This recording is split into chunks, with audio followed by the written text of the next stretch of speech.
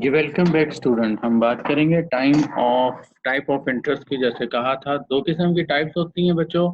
एक को simple interest का नाम देते हैं, दूसरे को कंपाउंड इंटरेस्ट, जो कि आगे फर्दर आपके सामने आ जाएगी। ठीक है, अब चलें इंटरेस्ट है क्या, इस चीज़ को पहले अंडरस्टैंड करें। फिर सिंपल इंटरेस्ट का जो एक फार्मूला है वो कैसे प्रोड्यूस किया जाता है, शायद आपको आइडिया भी हो, क्योंकि अकाउंटिंग में भी इस चीज़ को जो है हम कैलकुलेशन के लिए, सिंपल अंडरस्टैंडिंग के लिए ये फार्मूला यूज़ करते हैं। ठीक है, तो सिंपल इंटरेस्ट है क्या, इंटरेस्ट पेड और अर्न। अच्छा, इसमें आपको ज़्यादातर डेफिनेशन जो नज़र आएंगी वो पेड और अर्न दोनों केसेस होंगे। पहले ही इसको मैं क्लियर कर दूं, पेड का मतलब ये है कि एज अ कंपनी आपने क्या किया हुआ है, पे करना है। ठीक है, आपने अगर किसी से बारो लिया हुआ है, ऑब्वियसली बात है, बैंक है, किसी फाइनेंशियल इंस्टीट्यूट से हम लोन ले लेते हैं तो हमें इंटरेस्ट पे करना पड़ता है। ठीक है, बाकी ऐसा है कि एज अ बैंकर अगर उनको कहें तो वो इंटरेस्ट को क्या कर रहे होते हैं, एज अ इनकम या अर्निंग कह रहे होते हैं। हाँ, आपकी अगर कोई कंपनी ऐसी है कि आप लोगों को लोन प्रोवाइड करते हैं, ठीक है, तो उस केस में लोग आपको, जो भी आपने एक क्राइटेरिया रखा हुआ है इंटरेस्ट का, ठीक है, तो वो लोग आपको, जो भी आपके कस्टमर हैं, अगर आपको वो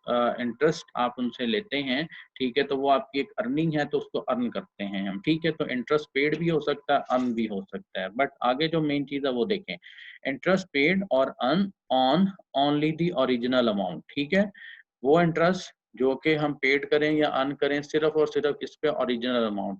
ठीक है, और अब प्रिंसिपल बारोड लैंड। ठीक है, अब बात ये है कि देखें, जस्ट लाइक 10,000 है, 10,000 अगर आपने बारो किया किसी से तो ये प्रिंसिपल अमाउंट है। ठीक है, इस पे जो भी एक इंटरेस्ट आप अप्लाई करेंगे, एक रेट लगा के कैलकुलेशन करेंगे, तो उसको हम क्या कहते हैं, सिंपल इंटरेस्ट कैलकुलेट करना। ठीक है, 10,000 है, 10,000 पे जो भी आप रेट अप्लाई करके, इंटरेस्ट रेट अप्लाई करके कैलकुलेशन करेंगे, तो उसको आप क्या कहेंगे कि हमारा सिंपल इंटरेस्ट है। ठीक है, अच्छा, the dollar amount of the simple interest is a function of a three variable, या आगे उसकी जो है फार्मूले की बात कर रहा है, इसको अंडरस्टैंड कर लेते हैं कि नॉर्मल हमारे पास जो डॉलर अमाउंट होती है, डॉलर अमाउंट या सिंपल जो भी, अगर पाकिस्तानी रुपीस की भी हम बात करें, simple interest is a function of the three variable. उसमें क्या है, आपको मैं जिसकी फार्मूले की बात कर रहा था, पहली तो बात ये होगी कि क्या ओरिजिनल या बारो अमाउंट होगी, जिसको प्रिंसिपल अमाउंट भी कह रहे हैं। दूसरी बात क्या हो सकती है कि जो इंटरेस्ट रेट है, कोई ना कोई हमें इंटरेस्ट रेट होगा पर पीरियड ऑफ टाइम। अच्छा, एक और बात यहाँ पे ऐड कर दूं, जो इंटरेस्ट रेट होता है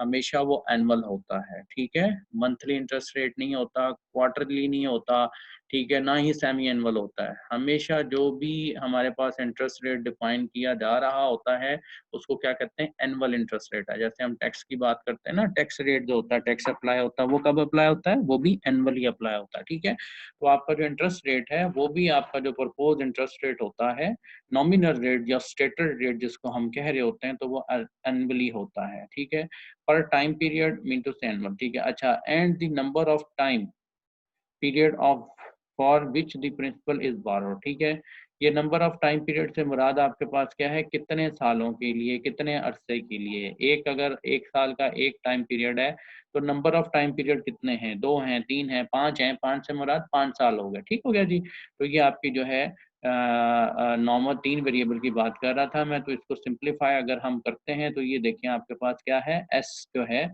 S simple interest, S for simple interest, ये नीचे आपको जो है बताया भी हुआ, वेयर एस1, एस इंटरेस्ट जो है, simple interest is equal to simple interest in dollar. ठीक है, is equal to P nought. P nought जो है बेटा ये प्रिंसिपल अमाउंट होती है, जिसको प्रेजेंट वैल्यू का नाम भी दे सकते हैं। ठीक है, ये ओरिजिनल अमाउंट है। ठीक है, और उसके बाद ये है आपके पास आई इंटरेस्ट रेट, और जो एन है ये नंबर ऑफ ईयर्स। ठीक हो गया, ये इसकी जो है एक्सप्लेनेशन आपको दी हुई है फार्मूले की। ये आपको पता होना चाहिए कि सिंपल इंटरेस्ट क्या है, simple interest is equal to P nought principal amount, और प्रेजेंट वैल्यू भी कह सकते हो। ठीक है, और आई जो है show the interest rate per time period, N is the number of time period. ठीक है, चलें जी, यहाँ पे एक एग्जांपल है, हम इस एग्जांपल के थ्रू इस फार्मूले में वैल्यू पुट करके थोड़ा सा एक अंडरस्टैंडिंग करते हैं जी। ये एग्जांपल को रीड करते हैं। For example, you deposit 1,000 in saving account paying 8% simple interest and keep it there for 10 years। चलें जी, आप एक डिपॉजिट करवा रहे हैं 1,000 का किसी सेविंग अकाउंट में, और वो आपको 8% जो है पे करता है सिंपल इंटरेस्ट के बिहाफ पे, और 10 years के लिए वो क्या है आपको, ये टाइम पीरियड 10 years का। ठीक है, at the end of 10 years the amount of interest accumulated is determine as follow. अच्छा, एट द एंड ऑफ जो इंटरेस्ट आपका बनेगा, जो कि हम एक सम अप कर सकते हैं, कम्युलेट कर सकते हैं, ठीक है। At the end of 10 year वो कैसे होगा, तो उसको हम कैलकुलेट कर रहे हैं जी। अब यहाँ पे देखें आपके पास आंसर उसने दे दिया क्या, सिंपल इंटरेस्ट 800। अब ये आया कैसे है, ये 1000 था, 1000 को आपने 8% का मतलब क्या है 0.08, ठीक है। 8 को डिवाइड करें आप 100 से, तो देखें कैलकुलेटर उठाएं और देखें 8 को आप डिवाइड करें और क्या आएगा 100 से, तो क्या आएगा 0.08 मल्टीप्लाई 10, ठीक है। तो इन सारों को जो है मैंने जब मल्टीप्लाई किया तो आपके पास आंसर क्या आ जाता है जी, वो आ जाता है 800 तो सॉल्व। अच्छा अब इसमें क्या है, ये 800 हमारा 10 सालों का इंटरेस्ट है, जो कि 1000 हमने 1000 डिपॉजिट करवाया 10 सालों के लिए और उस पे 8% हमारा इंटरेस्ट लगा, ठीक है। तो एनुअली इंटरेस्ट लगता रहा, तो हमारा जो इंटरेस्ट बना वो कितना बना 800 बना, ठीक है। अच्छा अब इसमें देखें आपको करना क्या है, वो कहता है टू सॉल्व। अच्छा सिर्फ हमारी ताल्लुक ऐसा नहीं होता कि हमने जो है इंटरेस्ट फाइंड कर लिया 800 हमें जी इंटरेस्ट मिल गया। हमारा मेन कंसर्न ये होता है कि एज अ इन्वेस्टर अगर हम 1000 जमा करा रहे हैं, ठीक है, एज अ इन्वेस्टर अगर हम 1000 डिपॉजिट करवा रहे हैं, तो आफ्टर 10 ईयर, और ये 10 ईयर्स की भी हमने बात कर दी, आफ्टर 10 ईयर बैंक या जो फाइनेंशियल इंस्टीट्यूट है जहाँ पे हम ये अपना डिपॉजिट करवा रहे हैं, आफ्टर 10 ईयर हमें कितना पैसा मिलेगा। देखें सिंपल सी बात है, आपको आइडिया हो गया होगा कि अगर 1000 हमने जमा कराया, 800 उस पे इंटरेस्ट लग रहा है 10 सालों का, तो 1800 मिलना है ना हमें, ठीक है। लेकिन कैलकुलेशन के पॉइंट ऑफ व्यू से, अब ये तो चलें सिंपल था जो कि आप विदाउट कैलकुलेशन आंसर कर सकते हैं, बट जब आपके पास बड़ी वैल्यूज आएंगी, ठीक है, जब आपके पास जो है इंटरेस्ट रेट डिफरेंट होंगे, तो उस केस में हमें एक फार्मूले का पता होना लाजमी है। तो हमारा मेन कंसर्न यही होता है कि फ्यूचर वैल्यू को हम कैलकुलेट करें, to solve the future value known as a terminal value, ठीक है। आई मीन कि जहाँ पे हमारा ये प्रोजेक्ट या सेविंग एक लिमिट खत्म हो जाएगी, जिसको हमने कहा कि 10 ईयर्स तक इंटरेस्ट लगेगा, टर्मिनल वैल्यू, ठीक है, of a account eight the end of 10 years, ठीक है। FV10 फ्यूचर वैल्यू 10, इसको हम क्या कह रहे हैं FV10 future value 10। We add the interest earn on a principal only to the original amount invested therefore. अच्छा इसके लिए फिर जैसे मैं बात कर रहा था, हम क्या करेंगे, जो इंटरेस्ट अर्न हमने किया है उसको प्रिंसिपल जो अमाउंट है उसमें क्या कर लेंगे, हम ऐड कर देंगे इन्वेस्टेड जो अमाउंट थी, तो हमें पता चल जाएगा, ठीक है। यहाँ पे देखिए ये किया भी हुआ है, थोड़ा सा आपको आइडिया हो रहा होगा। इसको चलिए मैं सेंटर में ले आता हूँ। देखिए जी फ्यूचर वैल्यू ऑफ 10, ठीक है, इसको हम कह देते हैं यार ये क्या है, हमारी फ्यूचर वैल्यू है और ये हमारी फ्यूचर वैल्यू 10 है, ठीक है। अच्छा P0 प्लस S1 क्या है जी बच्चों, ये S1, ये S1 SI सिंपल इंटरेस्ट, ठीक है, और P0 जो इन्वेस्टेड अमाउंट थी। हाँ जी अब जरा याद करें क्या था, इसको हम इस तरह से फार्मूले में पुट करके भी कर सकते हैं, वैसे तो आपको आंसर का पता है 800, ठीक है। इसका जो आंसर है हम ये देखिए ना ऊपर निकाला हुआ है, ठीक है। लेकिन मैं कह रहा हूँ कि अगर आप फ्यूचर वैल्यू को इस तरह से कैलकुलेट करना चाह रहे हैं, बेशक कर लें आप, ठीक है, कि आपको किस तरह से, अब ये फार्मूला आपका किस तरह बन गया देखें ना कि future value 10 is equal to 1000, ठीक है, प्लस क्या कर रहे हैं सिंपल इंटरेस्ट का ये फार्मूला था, ठीक है। ये सिंपल इंटरेस्ट का ही फार्मूला है ना, P0 मल्टीप्लाई 8% और मल्टीप्लाई 10 ईयर्स, ठीक है। तो इसका आंसर 800 आ जाएगा, जो मैंने हाईलाइट किया हुआ है, कैलकुलेटर से करके देख लें तसल्ली हो जाएगी। और 1000 में आप प्लस कर लेंगे 1800 हमारा आंसर। आफ्टर 10 ईयर हमें कितना मिलेगा, behalf of the simple interest rate, हमारी जो वैल्यू ऑफ इन्वेस्टमेंट है या हमारी जो सेविंग अकाउंट है उसमें 1800 मिल जाएंगे, ठीक है। तो ये अब आपके पास कॉन्सेप्ट था, ठीक है, और इसको मजीद सिंप्लीफाई वे से जो है हम करेंगे आगे। अच्छा अब इसमें देखें अब हुआ क्या है, इसको एक फार्मूले से जो है आपको बताना जा रहा है। अच्छा अब इसमें जो है नेक्स्ट हमारी जो सेशन होगा, ठीक है, उसमें बच्चों हमने जो है एक कंपाउंड इंटरेस्ट के थ्रू इसको जो है हमने कैलकुलेट करना सीखना है, ठीक है। देखें फ्यूचर वैल्यू ऑफ एन आपके पास क्या हुई, P0 plus simple S1, sorry SI और इज इक्वल टू P0, ये फार्मूला बन गया, ठीक है। अब इसको उसने कंबाइन करके PV1 प्लस आई की पावर n, ठीक है। तो ये इसका फार्मूला अडॉप्ट किया है, जो कि हम कंपाउंड इंटरेस्ट के लिए नॉर्मल हम यूज करते हैं, ठीक है। तो चलें नेक्स्ट जो हमारी सेशन है उसमें हम इस चीज़ को जो है डिस्कस करेंगे, ठीक हो गया। कंपाउंड इंटरेस्ट से जो है हम कैलकुलेट करेंगे। जी स्टूडेंट, अच्छा इसमें ऐसा है कि कंपाउंड इंटरेस्ट चले नेक्स्ट उसमें हम करेंगे, दो तीन चीज़ें यहाँ पे इनकी डेफिनेशन आप लोग ज़रा इसको नोट कर लें। देखिए बात मैं कह रहा था कि फ्यूचर वैल्यू की और फ्यूचर वैल्यू की डेफिनेशन भी यहाँ कर दी है अब, और प्रेजेंट वैल्यू उसको भी साथ डिफाइन कर दी है।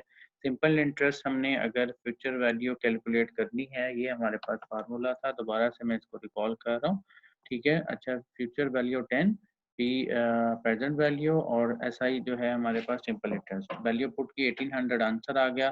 तो इसको फार्मूले को अगर मॉडिफाई हम करें, P nought present value plus S, ये P nought is equal to P, यही इसी का ये फार्मूला लिखा हुआ है, ठीक है। इसको हम इस तरह लिख सकते हैं फ्यूचर वैल्यू निकालने के लिए सिंपल इंटरेस्ट के बिहाफ पे। फ्यूचर वैल्यू होती क्या है, इसको थोड़ा सा अंडरस्टैंड कर लें। फ्यूचर वैल्यू एक टर्मिनल वैल्यू है, आफ्टर 10 ईयर हमें कितना मिलेगा, जैसे 1800 की हमने बात कर दी, ठीक है।